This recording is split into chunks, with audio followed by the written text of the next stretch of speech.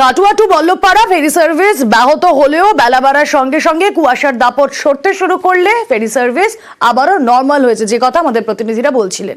কিন্তু ঘন কুয়াশার জেরে কলকাতা ব্যাহত বিমান পরিষেবা, দৃশ্যমানতা কম থাকায় ব্যাহত বিমান ওঠানামা, দেরিতে চলছে একাধিক বিমান, সেই ছবি আপনাদেরকে দেখাচ্ছি। ঘন কুয়াশার জের ভিজিবিলিটি একদম তলানিতে, ফলত বিমান ওঠানামায় কিছুটা দেরি হচ্ছে। কথা বলবো আমাদের প্রতিনিধি অনুপ রয়েছের সঙ্গে। অনুপ, এখন কি স্বাভাবিক হচ্ছে পরিস্থিতি?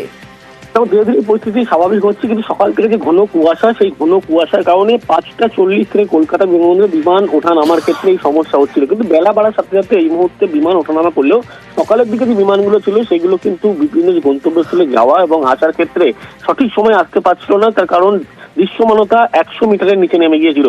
পরবর্তী ক্ষেত্রে যেহেতু এয়ারপোর্টে ক্যাট 3 অর্থাৎ কৃত্রিম আলো ব্যবহার করার পরবর্তী ক্ষেত্রে 8টার পরবর্তীতে লক্ষ্য করা যায় কয়েকটি বিমান উঠতে পারে, কিন্তু বেলা বাড়ার সাথে সাথে কিন্তু এই পরিস্থিতি এখন স্বাভাবিক হচ্ছে, এমনটাই বিমানবন্দর কর্তৃপক্ষ জানাচ্ছে। সকালের দিকে দৃশ্যমানতা কম থাকায় বিমান ওঠানামায় দেরি হচ্ছিল, কিন্তু বেলা বাড়ার সঙ্গে সঙ্গে স্বাভাবিক হচ্ছে অবস্থা।